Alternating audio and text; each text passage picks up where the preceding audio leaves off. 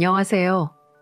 남들이 겪는 막장 사연이 저한테까지 벌어질 거라고는 전혀 상상도 못하며 늘 다른 분들의 사연을 들어왔습니다.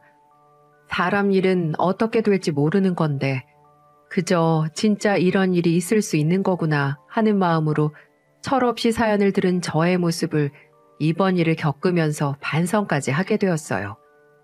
그만큼 제가 겪은 일은 막장도 이런 막장이 없겠구나 싶을 만큼 기가 찬 이야기입니다. 역시나 저도 다른 분들처럼 시댁과 얽힌 사연인데요. 여기에는 남편도 포함되어 있어요. 제가 이번 일을 겪으면서 더 힘든 이유가 바로 다른 사람도 아닌 남편이 이 막장 같은 이야기에 들어가 있다는 겁니다. 남편과의 사이는 원래는 좋았어요. 워낙 사람을 좋아해서 맨날 친구들하고 모임, 직장 사람들하고 모임, 거래처 사람들하고 모임 등등 사람 만나는 것 때문에 속을 좀 썩혀서 그렇지 저희는 연애 때부터 그래도 동갑내기라 투닥거리며 재미있게 연애를 했습니다. 그래서 결혼도 빨리 했어요. 워낙에 서로 통하는 것도 많고 취향도 비슷한 게 많아서 둘이 잘 맞았거든요. 덕분에 만난 지 9개월 만에 결혼을 했습니다. 저희 양가 부모님은 두 분 다 정정하시고 집안 수준도 비슷해서 큰 트러블 없이 순조롭게 할 수 있었는데요. 딱 한 가지 좀 그랬던 게 우리 시어머니한테는 아들이 이 세상 무엇보다도 최고인 사람이었다는 겁니다. 우리 어머니 앞에서 저의 남편은 상전도 그런 상전이 없었어요. 시아버지가 계시는데도 시어머니는 무조건 맛있는 음식도 남편 위주로 만드시고 밥을 먹을 때도 남편 밥그릇에만 좋은 것들을 다 올려줄 만큼 아들을 끔찍하게 생각하셨죠. 그리고 늘 저한테도 아들 자랑이 심했어요. 얘야, 네가 봐도 우리 아들 참 잘생기지 않았니? 너 어디 가서 저런 인물 찾아보기 힘들다. 내 아들이지만 참 멋들어지게 생겼어. 뭐 이런 자랑은 기본이었습니다. 심지어 남편은 직장이 결혼하고 나서도 계약직을 전전긍긍하며 살았거든요. 근데도 시어머니는 저한테 와서는 우리 애가 능력이 되니까 저렇게 회사도 잘 옮겨 다니지. 요즘같이 취업 어려운데 이렇게 직장 잘 옮겨 다니는 애들도 없다. 너는 참 복받은 거야. 잘생겼지, 가정적이지, 돈 따박따박 잘 벌어오지. 이런 신랑감이 어디 있냐고 글쎄. 이런 식으로 말씀을 하시는 거 있죠? 근데 솔직히 능력이 좋으면 진작에 정규직으로 있었겠죠. 근데도 남편은 한 곳에 정착할 생각이 없는지 늘 직장을 1년 다니다 그만두고는 한참 쉬다가 다른 곳으로 옮겨 다녔어요. 그러니 돈 따박따박 벌어오는 것도 늘 그런 것도 아니었죠. 게다가 가정적이라는 말도 인정할 수 없었습니다. 남편은 절대로 가정적인 사람이 아니었거든요. 연애 때나 신혼 때는 남편은 저한테 잘했어요. 집안일도 곧잘 하고 여느 남편들처럼 기념일도 한 번씩 잘 챙겨주는 그런 사람이었죠. 근데 점점 시간이 지날수록 조금씩 변하더라고요. 잘하던 집안일도 귀찮아하고 애들하고도 잘 놀아주지도 않고 심지어는 또 어느 날 갑자기 1년 다니던 일을 그만두고는 그 다음에는 취직할 생각을 안 하는 겁니다. 그래도 전에는 한 3, 4개월 놀면서 면접도 보러 다니는 듯 했는데 이제는 나이 때문에 이직이 안 되는 건지 의지가 없는 건지 6개월이 넘도록 일 갈 생각을 안 하는 거예요. 그래서 한참을 참아주다가 도저히 안 되겠어서 따졌습니다. 일 이제 아예 안 구하기로 한 거야?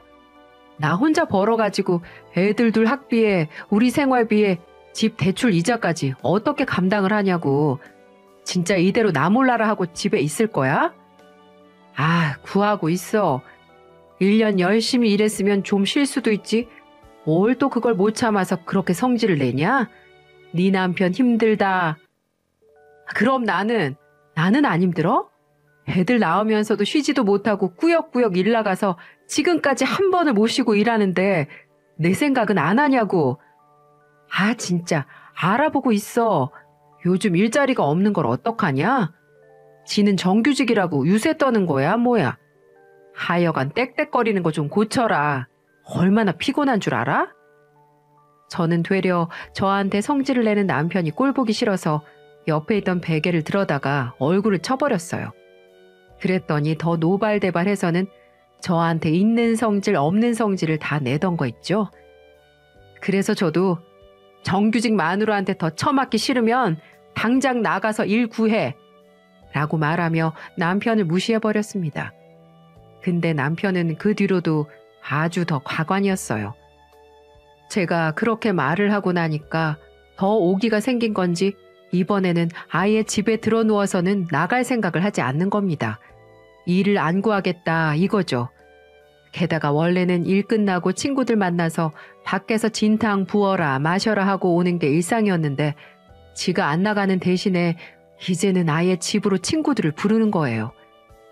근데 한두 번까지는 제가 차마 친구들이 와 있는 상태에서는 남편한테 뭐라고 못하고 그때는 안주 만들어 대접하고 이것저것 시중 들어주다가 친구들이 다 가고 나면 남편한테 온갖 성질을 다 부리면서 한 번만 더 말없이 데리고 오면 가만 안 있을 거라고 으름장을 내놨습니다. 하지만 우리 남편도 한 번 꼬장 피우기 시작하면 아주 그냥 유치하기 짝이었고 고집이 세서 지랄견도 그런 지랄견이 아니었어요. 그래서 그대로 끝날 사람이 아니라는 건 예상하고 있었지만 제 예상보다도 더 빠르게 얼마 못 가 또다시 저의 속을 뒤집는 일을 벌이고 말았습니다. 사건 당일에 제가 일 끝나고 힘들게 집에 돌아왔는데 이미 집 문에 들어가기 전부터 시끌벅적한 소리가 들리기 시작했어요. 저는 그 소리를 듣자마자 확 열이 받아버렸어요. 이것만큼은 이제 참을 수 없다고 생각하고서 아주 당차게 문을 열고 들어가죠. 근데 역시나 문을 열자마자 남편은 이미 술에 취해 얼굴이 벌게져 상기돼 있었고 그 주변으로는 배달 음식과 술을 얼마나 먹은 건지 온갖 쓰레기들이 주변에 난무하고 있었습니다. 그리고 한껏 취한 이 사람들은 저를 보자마자 아이고 형수님 오셨네. 얼른 오세요. 오셔서 한 잔 받으셔야지. 하고는 저를 불러댔어요. 그리고 그 옆에서 제 상태를 눈치 못 챈 남편도 한술 더 떠 저를 불러대기 시작했고요. 얼른 와 이 여편네야. 퇴근하고 빠딱빠딱 와서 남편하고 놀아줄 생각을 해야지. 마누라가 안 놀아주니까 친구들 불러 모은 거 아니야. 얼른 와서 한 잔 받고 원샷 해라. 눈치코치가 없는 건지 아니면 이를 갈고 나를 골탕 먹이는 건지 도통 감이 안 잡히는 남편을 향해 저는 불과 며칠 전 이제 또 한 번 이런 상황을 만들면 가만히 안 있을 거란 말을 아주 제대로 지켜주었어요. 어떻게 했냐고요? 저는 그대로 가서 저에게 술잔을 내밀고 있는 남편에게 다가가 그 앞에 잔뜩 쌓여져 있는 새 소주병 하나와 맥주병 하나씩을 열었습니다. 그 모습을 보는 남편과 남편 친구들은 제가 화끈하게 술병을 따는 모습을 보면서 오 거리더라고요. 그리고 그 중에 한 사람은 아 우리 형수님 아주 화끈하시네 라며 호응까지 했죠. 그리고 저는 그 말대로 제대로 화끈한 모습을 보여주었습니다. 저는 제가 손수 딴 소주병과 맥주병을 들어 그대로 남편 머리 위로 부어버렸어요. 제가 생각해도 당시 제 모습이 마치 마녀와도 같았는데 그걸 남편 친구들도 느꼈는지 다들 엄청 당황해하더니 하나 둘 자리를 뜨기 시작했습니다. 당연히 눈치가 있으면 그 자리에 더 있을 수 없었겠죠. 하나 둘 일어나더니 헐레벌떡 나간 남편의 친구들이 다 사라지니 그제서야 얼굴이 울그락불그락하며 화를 참고 있던 남편이 꾹 누르고 있던 화를 표출하는 거예요. 그리고는 이 정신 나간 년이 야 미쳤어? 라고 하는 거 있죠. 그래서 저도 지지 않고 그래 정신 나갔다. 남편 새끼도 술 마시고 정신 나가 있는데 나라고 정신 안 나갈 이유 있겠어? 한 번만 더 친구들 데리고 와서 집에다가 술판 버리면 가만 안 둔다고 했지? 한 번만 더 해. 다신 가만 안 둬. 그리고 이 상도 다 네가 치워. 나 이제 절대 이거 안 치울 거니까. 저는 더 이상은 남편을 봐주지 않겠다는 다짐으로 한창 거실에 널브러져 있는 것들을 치우지 않았습니다. 이렇게 하지 않으면 남편의 버릇을 고칠 수가 없을 거라고 생각했거든요. 근데 뛰는 놈 위에 나는 놈 있다고 진짜 기가 차서 지금도 말이 안 나오네요. 남편 역시 며칠을 지나도록 그 상을 치우지를 않는 거예요. 점점 냄새가 나서 참기가 힘들어질 지경에 우리 애들도 엄마, 냄새나! 라고 이야기를 할 정도였습니다. 그래서 저걸 어떻게 처리해야 하나 고민하고 있던 찰나에 우리 남편의 반격이 시작됐어요. 우리 남편이 어떻게 했는 줄 아세요? 저는 오늘만큼은 저 상을 남편 손으로 꼭 치우게 만들고 말리라 다짐을 하고는 퇴근했습니다. 그리고는 아주 마음을 단단히 먹고는 집 안에 들어갔어요. 근데 들어가자마자 저는 그 자리에서 멈출 수밖에 없었습니다. 그리고는 처음으로 이혼까지 생각을 하게 되었죠. 집 안으로 들어가니 그 더러워 난리쳐져 있던 상은 깨끗하게 치워져 있었습니다. 대신에 그 위로 다른 음식들이 올라가 있었고 그 주변으로는 남편의 지인들이 모여서 또 한바탕의 술자리를 가지고 있었어요. 그리고 그 사람들 외에 또 저희 집에서 왔다 갔다 거리고 있는 한 사람으로 인해 저는 까무라칠 뻔했습니다. 저희 집에서 바쁘게 상과 주방을 오가며 왔다 갔다 하는 사람은 다름 아닌 저의 시어머니였어요. 시어머니와 남편은 제가 들어오든 말든 아랑곳하지 않으며 지인들에게 술상을 내주고 있었죠.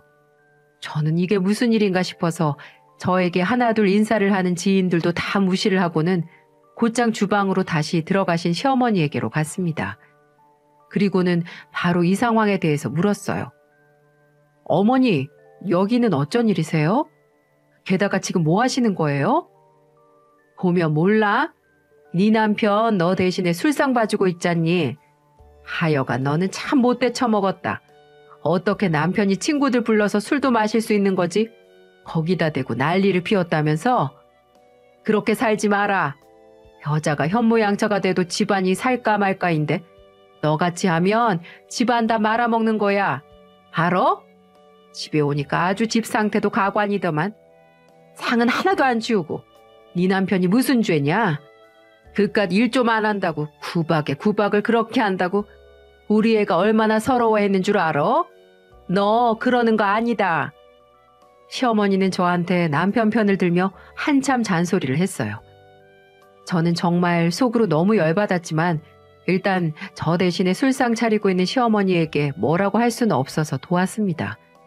하지만 그래도 시어머니가 계시더라도 남편의 버릇은 고쳐야 한다고 생각했기 때문에 한참을 떠들다가 지인들이 돌아가고 나서는 남편에게 또 한 번 화를 질렀어요.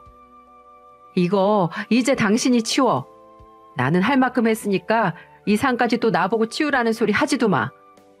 저는 화를 내며 남편에게 이야기를 했습니다. 근데 우리 시어머니가 옆에서 가만히 있지 않으셨죠. 이게? 야, 너 평소에도 내 아들한테 이렇게 대하냐? 너 어디 가서 이런 남편 구할 수나 있는 줄 알아? 우리 애가 친구가 많은 게 다 성격이 좋아서 그런 건데 너는 네 남편 성격 좋은 걸로 감사해야지. 어떻게 이렇게 하찮게 대해? 저는 어머니의 말을 들으면서 억울하기도 하고 분한 감정이 올라와 이제껏 참았던 화를 어머님께도 표출하고 말았습니다. 어머니, 말씀 잘하셨네요. 제가 이 사람 하찮게 대한다고요? 오히려 어머님 아들이 저를 하찮게 대해요. 아세요? 얼마나 하찮게 대하면 제가 일 끝나고 집 들어오면 힘드니까 사람들 그만 데리고 오라고 해도 그걸 다 무시하고 사람들 불러다가 술판을 벌이겠어요? 게다가 어머님 아들 때문에 제가 도대체 뭘 감사해야 하죠? 집에서 맨날 빈둥빈둥 놀면서 집안일도 하나도 안 하고 애들도 제대로 안 보는 인간한테 말이에요. 오히려 식충이라고요, 식충이. 시어머니는 지금까지 제가 시어머니께 화를 낸 적은 없었기 때문에 저의 말을 듣고는 상당히 당황하신 듯 했어요. 하지만 옆에서 이 모든 걸 다 지켜본 남편도 지네 엄마한테 성질을 냈다고 저한테 노발대발하기 시작했습니다. 그러니 이제는 아주 모자가 쌍으로 달려들어 저를 공격하는 거예요. 저는 어차피 이 둘하고는 대화도 안 되고 저는 꼴도 보기 싫어서 방에 있던 애들을 다 데리고 와서 진가방을 둘이 보는 앞에서 다 싸들고는 친정으로 가버렸습니다. 그리고는 나오면서 이 말도 잊지 않고 해주었죠. 어머니, 어머니 아들 그렇게 잘났으니 저 없이도 아주 잘 살 거예요. 그쵸? 그러니까 능력 없고 무정한 며느리는 이만 나가보겠습니다. 너도 어디 혼자 잘 살아봐. 저는 있는 대로 화가 나 그 자리에서 제 할 말만 하고는 친정집으로 와버렸어요. 근데 남편도 이미 화가 나 있는 상황이라 저를 붙잡지도 않더라고요. 시어머니만 어머 아주 그냥 집안 꼴 잘 돌아간다. 이래서 집안에 여자가 잘 들어와야 하는 거야. 말세다 말세야. 라는 소리만 외쳐댔죠. 근데 그 말도 저는 무시하고 제 갈 길을 와버렸어요.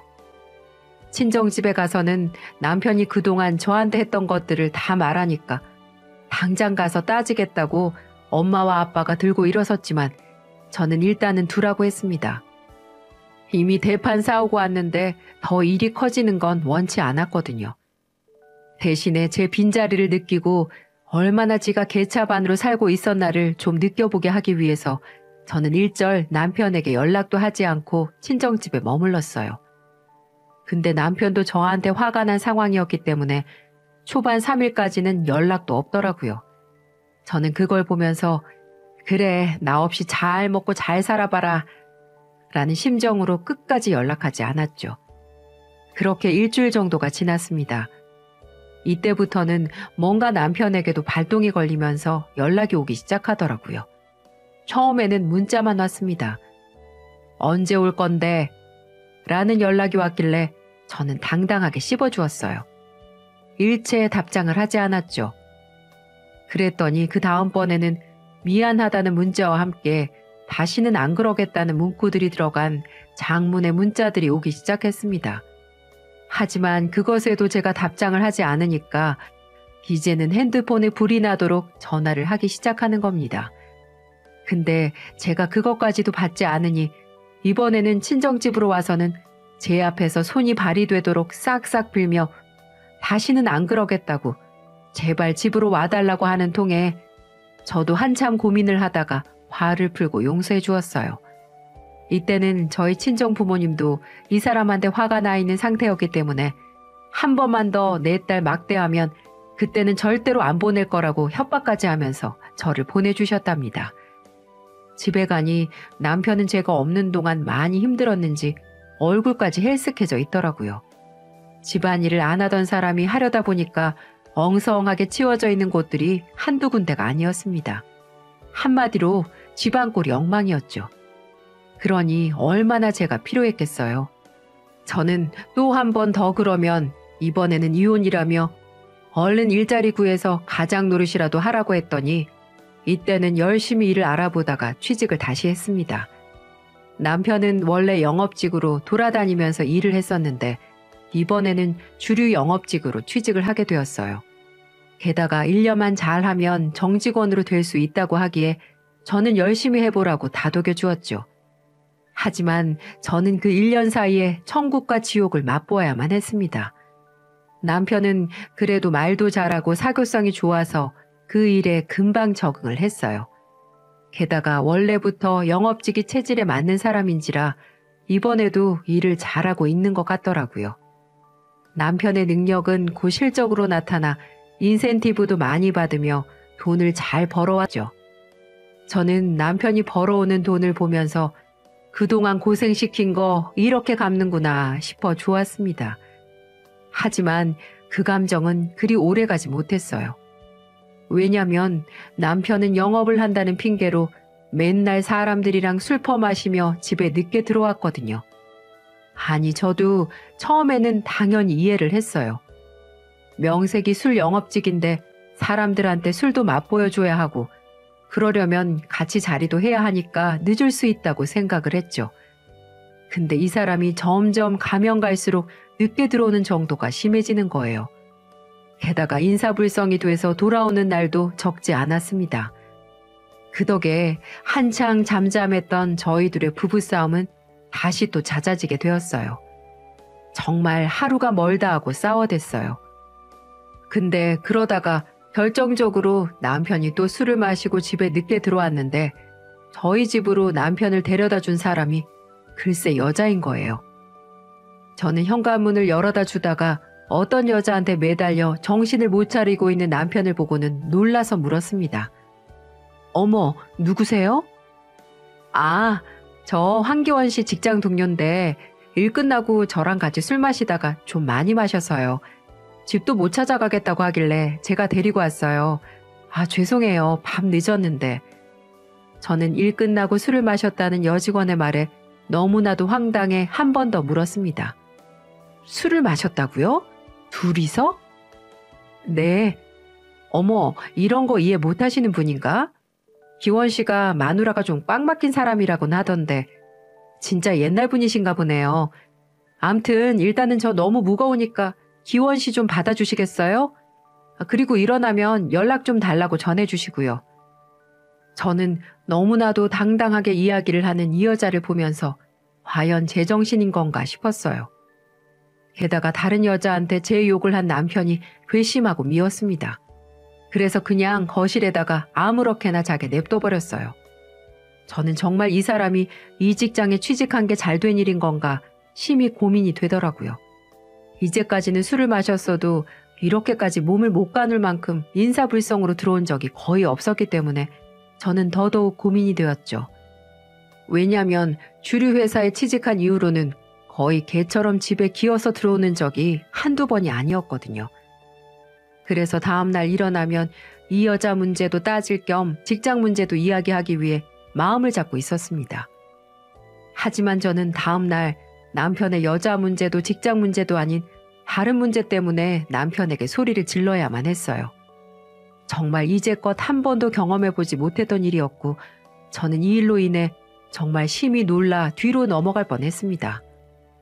다음날 아침 일찍 일어나 거실로 나갔는데 여전히 거실 바닥에서 자고 있던 남편이 글쎄 누워있는 채로 오줌을 싸버린 거예요.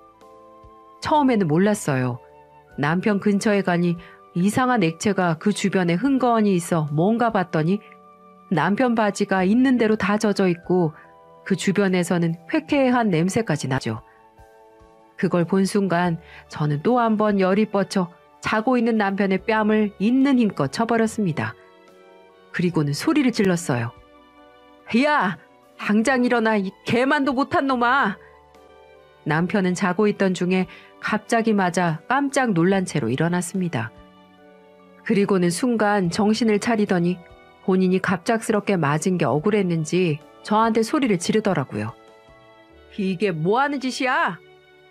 뭐 하는 짓이긴? 너, 네 꼴 좀 봐. 네가 지금 무슨 짓을 했는 줄이나 알아? 여자랑 밖에서 술 퍼마시고 온 것도 모자라서 아예 그 여자한테 엎여서 들어오질 않나? 근데 이번에는 자다가 오줌까지 싸? 네가 사람이냐? 어? 길바닥에서 사는 개지? 제 말에 남편은 화들짝 놀라며 자기 상태를 봤고 자기 옷과 주변이 흥건한 걸 보더니 놀라서 화장실로 달려갔습니다. 저는 그 뒤에다 대고 본인이 알아서 치우라고 소리를 질러버리고는 밖으로 나와버렸어요. 그때는 남편도 민망했는지 저한테 미안하다고 하던 거 있죠. 하지만 그때뿐이었습니다. 그 뒤로 저는 여자 문제도 다 따졌지만 아무것도 아니라면서 저에 대해서 나쁘게 말한 건 정말 미안했다고 이야기를 했어요. 하지만 남편은 몇 번이나 그 여자와 단둘이 술을 마시다가 집에 기어들어왔고 그날도 그 여자가 집에 데려다 주었죠. 그리고는 그 여자는 눈치가 없는 척 솔직한 척 이야기를 하며 남편이 저에 대해서 욕한 모든 것들을 다 들려주었습니다. 저는 그걸 경험할 때마다 정말 비참했고 싫었습니다. 남편에게 정이 다 떨어지더라고요. 그래서 매번 싸움을 걸며 남편에게 난리를 피웠지만 그때뿐이었어요. 게다가 둘의 사이가 심상치 않아 보이기도 했고요. 알고 보니 이 여자는 남편을 개인적으로 좋아했던 걸로 보였습니다. 남편도 마찬가지였던 거고요. 서로 일을 하다 같이 영업을 하면서 한마디로 술로 맺어진 사랑이었어요. 너무 황당하지 않나요? 그리고 남편이 술에 취해 인사불성이 될 때마다 본인이 직접 바래다 준 이유는 봐라, 우리 이런 사이다. 그러니 알아서 이혼해라. 이런 제스처였던 겁니다. 어떻게 알았냐고요? 남편이 술을 먹고 집에 들어와서 곧바로 침대에 골아 떨어질 때 남편의 휴대폰을 검사해 본 적이 있습니다. 도대체 누구길래, 얼마나 대단한 사이길래 이렇게 술을 먹을 때마다 같이 오는 건지 알기 위해서였죠. 남편의 휴대폰은 지문으로 되어 있었기 때문에 자고 있는 남편의 엄지손가락을 대니까 바로 풀리더라고요. 그리고 천천히 하나씩 보기 시작했습니다. 저는 그 휴대폰을 보고 충격을 받고 말았어요. 휴대폰 속에는 같이 다정하게 찍은 사진, 애정행각 사진들이 찍혀져 있었고 더 과간인 건 그들의 대화였습니다. 자기라는 표현을 써가며 둘이 주고받은 대화에는 누가 봐도 연인 사이인 게 확실했거든요. 너무 화가 났어요. 그래서 저는 모든 증거들을 제 휴대폰으로 전송시킨 후 바로 다음날 변호사 사무실을 찾아갔습니다. 변호사 말로는 이만하면 이혼하는데 문제도 없고 판결 결과도 유리하게 진행될 거라 말을 하더군요. 그렇게 저는 그날 밤 단단히 마음을 먹고 남편을 기다렸습니다. 이제는 정말 끝내야 될 시간이 왔다는 걸 말하기 위해서였죠.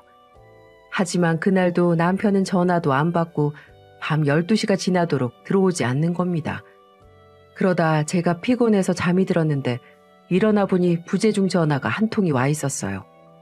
모르는 번호로 전화를 해보니 글쎄 경찰서라는 겁니다. 남편 때문에 전화를 했다는 거였어요. 부랴부랴 전 옷을 입고 경찰서로 향했죠. 남편이 경찰서로 연행되어서 왔다는 이야기를 듣고 누가 안 놀라겠냐고요. 가보니 시어머니도 와 있더군요. 아마 제가 전화를 못 받아서 시어머니한테까지 남편이 전화한 걸로 보였어요. 저는 싸움이 일어난 건가 싶어서 합의를 해줘야 하면 또 어쩌나 고민스러운 마음으로 달려갔습니다. 근데 남편이 경찰서로 끌려간 이유는 다른 게 아니었습니다. 바로 공연문란죄로 들어가게 된 거였어요. 경찰서로 가보니 남편의 옷은 완전히 엉망이 되어 있고 역시나 인사불성이 되어 한쪽 의자에 널브러져 자고 있었습니다. 저는 무슨 일인가 싶어 일단 경찰에게 물어봤는데 저는 그 소리를 듣자마자 황당함을 넘어서서 쪽팔려서 살 수 없는 감정을 처음으로 느껴야만 했죠. 남편이 잡혀간 이유는 다른 게 아니었습니다. 길거리에서 글쎄 옷을 다 벗어 던지고는 여기저기를 활보하고 있었다는 겁니다. 그래서 그걸 본 시민들이 신고를 한 거고 한참을 돌아다닌 남편으로 인해 경찰들도 같이 실랑이를 하다가 어렵게 옷까지 입혀서 데리고 왔다고 하더라고요. 저는 그 순간 이 인간은 정말 이제 인간이길 포기했구나 싶었습니다. 그리고는 더 이상 제가 감당할 수 있는 사람이 아니라는 것을 깨닫게 되었어요. 그러고는 말했어요. 야, 이혼해. 나 이제 너 같은 거랑 못 살아. 이제는 집에서 오줌 싸는 것도 모자라서 밖에서 옷까지 벗고 다녀? 나 쪽팔려서 너랑 같이 못 사니까 이혼해. 또 깜짝 놀라 정신을 차리고 있는 남편에게 있는 힘껏 화를 내며 이혼하자고 하는데 다짜고짜 제 뺨을 때리는 인간으로 인해 저는 바닥으로 쓰러져야 했습니다.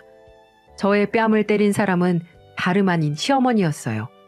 시어머니는 남편이 그렇게 우스꽝스러운 죄를 지었는데도 불구하고 우리 아들 어쩌누 하면서 머리를 쓸어 넘기고 있었고 저는 그걸 개의치 않아 하며 남편에게 그 짓을 벌였던 건데 시어머니는 거기에 열이 받아 저의 뺨을 때리고 만 거였습니다. 그리고 저한테 그 자리에서 소리를 지르시더라고요. 뭐야? 야, 남자가 실수할 수 있는 거지. 이게 또 정신을 못 차리고? 너 내가 우리 아들 같은 애 다른 데서 못 만난다고 했어 안 했어? 그런데도 이따위로 말해? 그것도 감히 내 앞에서? 이런 상황에서도 본인 아들 편을 드는 시어머니를 저는 더 이상 시어머니로 보지 않았습니다. 그래서 저도 받은 대로 똑같이 뺨을 때려버리고 말했습니다. 말 잘했네. 그럼 당신이 데리고 살아. 잘난 아들 당신이 키우면서 똥 오줌 다 받아내고 다 치워주고 옷 벗기고 입히면서 살아보라고. 나는 이제 안 할 거니까. 당신 아들에 대해서 잘 알고 이러시는 거예요? 어디서 감히 제 뺨을 때리세요, 때리긴. 당신이 이렇게 오냐오냐 키우니까 이 사람이 더 이렇게 막 나가는 줄은 왜 모르세요? 자식 교육 잘못 시켜서 이런 꼴이 됐으면 며느리한테 조금이라도 미안한 감정을 갖고 있어야지. 어디서 며느리 뺨을 때리는 거예요? 나 이 사람이랑 이혼할 겁니다. 이미 이혼 접수도 했고요. 애들 때문에 살아보려고 했지만 정말 지긋지긋해서 못 살겠어요. 이제 당신이 데리고 살아보세요. 얼마나 이 세상에서 최악의 남자인지 조금만 살아보면 아실 거예요. 저는 모두가 놀란 그 상황에 시어머니와 남편에게 싸지르고 나서는 곧장 나왔습니다. 그리고는 2번 다시 그들과 마주치고 싶지 않아서 이번에도 짐을 다 싸서 애들을 데리고 친정으로 가버렸어요. 이 둘은 노발대발하며 저에게 찾아와 따지고 들려고 했지만 저는 일절 상대해주지 않았어요. 게다가 저희 아빠가 진짜 무서운 사람이라 생선 장사하느라 여장부 같은 우리 시어머니도 감히 대들지 못해 집에 찾아오지도 못했죠. 그 뒤로는 양육권과 재산 싸움 때문에 현재는 계속해서 이혼 소송 중에 있습니다. 저는 괘씸한 남편과 시댁한테 조금의 돈도 주고 싶지 않아 저희가 살던 집도 같이 재산 싸움에 넣어서 계속해서 싸우고 있는 중이랍니다. 그리고 상간녀에게도 위자료 소송도 함께 준비하고 있고요. 변호사 말로는 아이들이 있어서 시간이 조금 걸릴 수 있다고 하는데 그래도 버티려고요. 서로 간에 피 터지는 공방전 중이지만 그래도 저는 제가 이길 날만을 기다리고 있어요. 남편은 경찰서에 끌려간 이후로 초범이라서 경고만 받고 풀려난 듯 했지만 여전히 그 버릇을 못 고치고 있는 듯 했어요. 그리고 얼마 전에 이 시모라는 인간한테 연락이 왔더라고요. 근데 얼마나 웃겼던 줄 아세요? 남편은 저랑 이혼 소송 중에 시댁에 들어갔는데 거기에 들어가서도 제 버릇은 고치지 못했나 보더라고요. 자기 아들은 자기가 고칠 수 있다고 목청껏 자신있게 말하더니 단 2주 만에 전화가 왔어요. 아이고, 그동안에 도대체 무슨 일이 있었던 거냐? 나 도저히 이 애랑 못 살겠다. 허구한 날 침대에 오줌 싸서 질러놓고 심지어는 어제 자다가 옷장이 화장실인 마냥 거기에다 오줌을 싸고 있더라. 예, 내가 잘못했다. 그러니까 네 남편이니까 어서 데려가. 내가 이 나이 먹고 이놈 뒤치다거리 해야겠니? 나는 진짜 못 살겠다. 그렇게 정말 우시면서 하소연을 하는데 얼마나 통쾌하던지요. 저는 그래서 한마디를 했죠. 저기요, 저는 그런 놈하고 지금 몇 년을 참고 살았는 줄 아세요?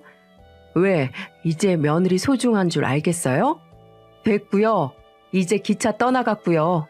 그런 놈이랑 평생 마음 졸이면서 한번 살아보세요. 이만 끊습니다. 하고 일방적으로 전화를 끊어버렸어요. 저를 애타게 부르는 모습이 얼마나 속이 시원하던지 자기 새끼 중요하면 남의 새끼도 중요한 걸 알아야죠. 아마 남은 인생 평온해야 할 노후가 그 남편 놈 때문에 지옥이 될 게 뻔할 겁니다. 그 뒤로 애들은 계속해서 친정집에서 같이 살면서 지내고 있습니다. 싸움이 끝날 때까지는 여기에 머무를 것 같아요. 그 이후에는 재산이 분할되면 바로 집도 팔고 저희는 다른 지역으로 이사 가버릴 계획이에요. 조금도 이 시댁과 가까운 데서 살고 싶지 않았거든요. 그러니 여러분도 꼭 제가 이길 수 있도록 함께 기도해 주시고 지켜봐 주세요. 진작에 이 인간을 털어버렸어야 했는데 왜 그리 받아줬는지 이제는 제가 다 이해가 안 될 정도입니다. 또 좀 더 이 사람을 겪고 결혼을 했어야 했는데 9개월 만에 결혼한 제 자신에 대해서도 반성이 되고 있어요. 그런 말이 있더라고요. 인생에는 서두르는 것 말고도 더 많은 것이 있다. 저는 서둘러 결혼을 하는 바람에 이런 상황을 겪게 된 것 같아요. 참 미련했죠. 하지만 저의 잘못된 선택에서 다시 돌아가려는 좋은 선택을 했기 때문에 더 이상 후회는 하지 않으려고 합니다. 여러분에게는 늘 좋은 선택만 있길 바라며 저같이 악연 말고 좋은 인연들만 주변에 넘치시길 기원하겠습니다. 저의 힘든 사연을 지금까지 함께 들어주셔서 정말 감사합니다.